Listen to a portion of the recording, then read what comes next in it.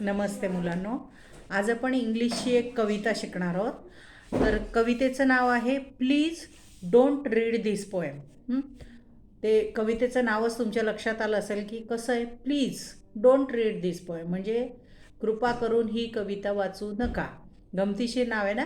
कारण साधारणपणे एखाद्या व्यक्तीला आपण जे काही केलेलं आहे, आपण जे काही चित्र काढलं, आपण काही लिहिलं, काही तयार केलं, तर ते दुसऱ्यांनी बघावं असं वाटत असतं. म्हणजे समजा तुम्ही कोणतं चित्र काढलं तर ते तुम्ही काढलेलं चित्र मी बघितलं पाहिजे. चित्र काढलं तर मी बघितलं पाहिजे. तुम्ही काही लिहिलं तर मी बघितलं पाहिजे, किंवा आईबाबांनी बघितलं पाहिजे. वस्तू बनवली तर ती सगळ्यांनी बघितली पाहिजे, असं आपल्या आतून आपल्याला वाटत असतं, बरोबर. मग तसंच हे आहे.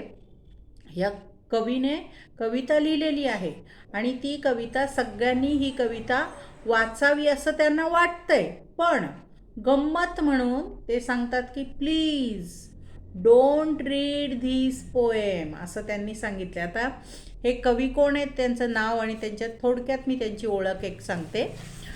केन नेस्बिट हे कोण आहेत. Ken Nesbitt is a children's poet. He writes humour poems. They express children's feelings and experiences. Ordinarily, all authors want people to read their literature, but funnily, the author of this poem keeps on warning the reader not to read this poem. The warning have just the opposite effect. You can temper even more to read the poem. आता हे can Nesbitt नावाचे हे जे कवी आहेत, हे लहान मुलांच्या कविता लिहिणारे कवी आहेत, बालकवी आहेत. तर ते काय करतात, मुलांचे जे फिलिंग्ज असतील, म्हणजे मुलांच्या ज्या भावना असतील, मुलांचे जे अनुभव असतील, त्याच्यावरती वेगवेगळ्या कविता लिहितात. आणि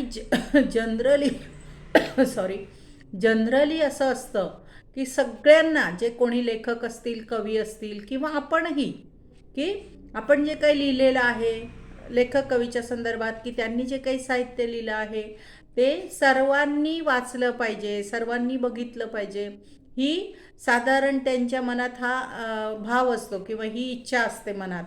तर परंतु हे जे कवी आहेत त्यांनी एक गंमत म्हणून असं सांगितलं आहे की ही कविता लिहिली आणि त्यांनी असं सांगितलं की ही डोंट रीड दिस पोएम म्हणजे ही कविता वाचू नका. जनरली तुमच्या लक्षात येतं आहे का बघा, की आपल्याला काय आई सांगते ना की इकडे जाऊ नका, तर आपल्याला वाटतं की का नाही जायचं, मी जाऊन बघणार आहे, इकडे जाऊ नका, ते इथे जायचं. छोटी मुलं असतात, गॅसला हात लावू नको, किंवा काड्यापेटी खेळायला घेऊ नको, कात्री घेऊ नको, आपण सांगतो त्यांना, छोट्या मुलांना, पण हे घेऊ नको, हे करू नको, तर त्यांना तेच करायचं असतं. का? कारण त्यांना अनुभव घ्यायचा असतो की मी जर कात्री घेतली तर काय होणार आहे, किंवा मी सुरीन हातात घेतली तर काय होणार आहे, गॅसला हात लावला, मेणबत्तीला हात लावला तर काय होणार आहे, हे त्यांना माहीत नसतं. त्यामुळे त्यांना तेच अनुभव घ्यायचे असतात. म्हणून ते काय करतात की त्या वस्तू जे नको म्हटलं ते करतात. म्हणून मग तो जो काही माणसाचा हे असतो, म्हणजे काय म्हणतात त्याला, विचार असतो की जे नको सांगितलंय ना ते करायचं. तर तसं जे नको सांगितले ते करायचं, म्हणून हे म्हणतात की कविता वाचू नका. मग काय आपल्या मनातील का बरं वाचू नका, तुम्ही वाचून बघते काय होतंय त्याच्याने, किंवा काय आहे त्या कवितेमध्ये असं मला वाचून बघायचंय. म्हणजे अपोजिट इफेक्ट होतोय, ह्याचा अपोजिट इफेक्ट होतो. आणि त्या कवीच्या मनात जे आहे की वाचली पाहिजे कविता, तो विचार साध्य होतो. आलं लक्षात? असं हे ह्या कवींच्या बाबतीत घडलेलं आहे. आता इथे खाली त्यांनी तुम्हाला एक कृती करायला सांगितले की तुम्हाला घरामध्ये आईने जे नको करा असं सांगितले की भिंतीवर चित्र काढू नका. जनरली आपल्याला सांगतात, मग आपण ऐकतो का? म्हणजे आता तुम्ही मोठी मुलं आहात, पण छोट्या मुलांना सांगितलं की भिंतीवर चित्र काढू नका, तर थांबतात का? ते नाही, भिंतीवर चित्र काढतात. आणखी काय, वहीची पानं फाडू नको, किंवा वही घेऊ नको, दादाची वही घेऊ नको, म्हणजे खूप साऱ्या गोष्टी असतात. तर त्यांनी काय सांगितलं की तुम्ही जस्ट त्या गोष्टींची यादी करा की आईने किंवा बाबांनी किंवा ताईने तुम्हाला ज्या गोष्टी करू नका सांगितले त्या कोणत्या कोणत्या आहेत, त्या तुम्ही यादी करा, आणि त्या पद्धतीने तुम्ही काय काय केलं नाही आहे किंवा ते ऐकलं आहे का त्याची यादी करा. जस्ट ती एक गंमत म्हणून की तुम्हाला सांगितलं आहे करू नका आणि तुम्ही केलं आहे का तसं आईच्या सांगण्याप्रमाणे किंवा मोठ्यांच्या सांगण्याप्रमाणे, ते बघा. असं त्यांनी एक यादी करायला सांगितली आणि ते फक्त तुम्हाला एक काम सांगितलं आहे. आता ही कविता जी दिलेली आहे त्याचं मी एक एक कडवं वाचते, त्याचा अर्थ सांगते आणि PDF मध्ये त्याचे शब्दार्थ मी तुम्हाला लिहून देते. Okay. Please don't read this poem. कवितेचं नाव आहे प्लीज. ही कविता वाचू नका. Please don't read this poem. It's only meant for me. That's it. Just move along now. There is nothing here to see. म्हणजे ते काय म्हणतात की प्लीज कृपा करून ही कविता वाचू नका. ही फक्त माझ्यासाठी आहे आणि तुम्ही पुढे पुढे जा. आता तुमचं काय काम आहे ते पुढे पुढे जा, ते करा. ह्या कवितेमध्ये बघण्यासारखं काहीच नाही आहे. काय बघताय, चला पुढे चला, असं कवी सांगतायत. Besides I am sure you had rather just go outside and play. So put the poem down now and slowly back away. आणि म्हणून मला काय वाटतं, रॅदर तुम्ही काय करा, बाहेर जा आणि तिकडे बाहेर जाऊन खेळा. तुमचं जे काय खेळणं असेल बाहेर जाऊन तुम्ही खेळा आणि ही पोएम खाली ठेवा. पोएमचं जे काय तुमचं लिहिलेलं पुस्तक आहे ते खाली ठेवा आणि हळू तुमचं मागचं काय काम आहे ते करा. म्हणजे तुम्ही खेळायला जा. थोडक्यात तुम्ही कविता वाचू नका. Hey why are you still reading? That's is it very nice. I have ask you once politely. Don't make me ask you twice. मग ते काय म्हणतात, अरे तुम्ही अजून वाचतातच आहे का? अरे ठेवा, ते वाचू नका. काही नाही त्याच्यामध्ये, एवढी काही सुंदर नाही आहे ती कविता. आणि मी तुम्हाला नम्रपणे सांगतोय ना की ती कविता वाचू नका. मग मला परत परत सांगायला लावू नका. म्हणजे don't make me tell noise, म्हणजे पुन्हा पुन्हा मला तुम्हाला सांगायला लावू नका. इथपर्यंत कळलं? आता पुढचं कडवं आहे. I am telling you it's private. Do not read one more line. Hey that's one more. Now stop it. This isn't yours, it's mine. हां, ते काय म्हणतात, अरे मी सांगतोय ना तुम्हाला की ते प्रायव्हेट आहे, ते खाजगी आहे आणि काय तुम्ही वाचत वाचत पुढे चाललाय. अजून एक लाईन वाचली, थांबा आता तिथे. आता थांबा, परत पुढचं वाचू नका. Stop. Now stop it. And it's isn't your. हे तुमचं नाही आहे, ते माझं आहे. तुम्ही वाचू नका. हे कडवं झालं. तर पुढचं, you are not allowed to read this. You are really have to stop. If you don't quit this instant I swear I will call co-op. हां, ते काय म्हणतात की अरे मी सांगितलं ना तुम्हाला करू नका. You are not allowed to read this, म्हणजे तुम्हाला हे वाचण्याची परवानगी नाही आहे.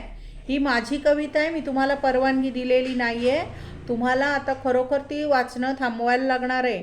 आणि तुम्ही आता पटकन जर त्यातून निघाला नाहीत ना तर मी शपथेवर सांगतो, मी पोलिसांना फोन करेल. आय विल कॉल द कोप. कोप म्हणजे पोलीस. मी पोलिसांना, पोलीस असतात की नाही, पोलिसांना फोन करून बोलवेन की माझे कविता वाचतात आहेत. ॲक्च्युली आहे की नाही गमतीशीर. कोणाला कविता वाचली म्हणून पोलिसांकडे देतात का? नाही. तर हे असं गमतीशीर सांगतात आहेत. He will drag you off in handcuff and he will lock you up in jail and leave you there for ever until you are old and frail. आणि ते म्हणतात, बघा मी आता जर पोलिसांना बोलवलं, फोन करून पोलिसांना बोलवलं, ते तुम्हाला पकडतील आणि बेड्या घालतील. बेड्या घालतात की नाही, पोलीस शिक्षा करतात. इथे आणि इकडे बेडी घातलेली असते आणि जेलमध्ये टाकतील आणि काय करतील, तिथेच तुम्हाला ठेवून देतील. किती दिवस, किती वेळ ठेवणार, की जोपर्यंत तुम्ही म्हातारे अशक्त होत नाही तोपर्यंत तुम्हाला ते जेलमध्ये ठेवतील. Your friends will all forget you and you won't be even missed and your family too will likely forget that you exist. म्हणजे ते काय म्हणतात की जर तुम्हाला पोलिसांनी तिथे जेलमध्ये टाकलं तर काय होईल की तुमचे मित्रमैत्रीण जे असतील ते तुम्हाला विसरून जातील आणि तुम्हाला ते मिस करणार नाही. म्हणजे त्यांना तुमची आठवण पण येणार नाही की माझा मित्र होता किंवा माझी मैत्रीण होती, असं काही आठवणार पण नाही. आणि इतकंच नाही तर तुमच्या घरातले जे लोक आहेत ते पण म्हणतील की असा कोणी आपला आहे का शिल्लक, किंवा आहे का तो एक्झिस्ट, म्हणजे जिवंत आहे का. असं ते पण विसरून जातील. आहे की नाही गमतीशीर कविता. And all because you read this instead of having fun. It's too late now amigo. The poems nearly done.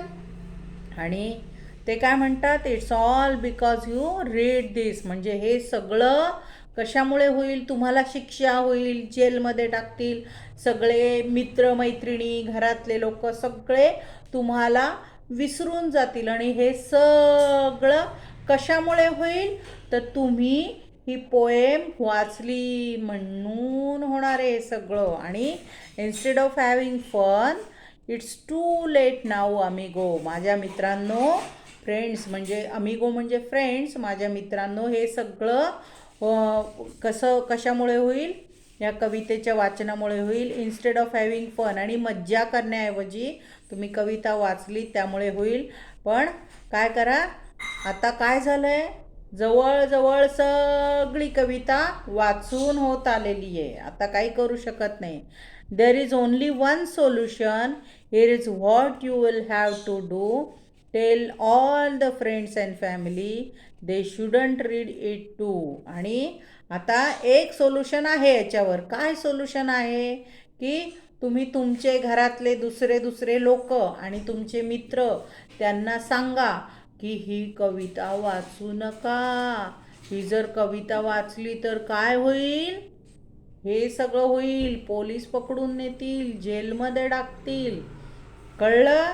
म्हणजे थोडक्यात काय केलं त्यांनी, की ती कविता तर सगळी वाचलीच गेली आणि वाचू नका वाचू नका वाचू नका सांगितलं, पण त्यांनी वाचत वाचत वाचत वाचत पुढे गेले आणि हळूहळू ती सगळी कविता वाचून घेतली. म्हणजे जे कवीचं म्हणणं होतं, म्हणजे कवीच्या मनात होतं की माझी कविता वाचली गेली पाहिजे, पण गंमत पण झाली पाहिजे, म्हणून त्यांनी काय केलं, ही कविता वाचू नका असं त्याला हेडलाईन दिली, म्हणजे नाव दिलं त्या कवितेला.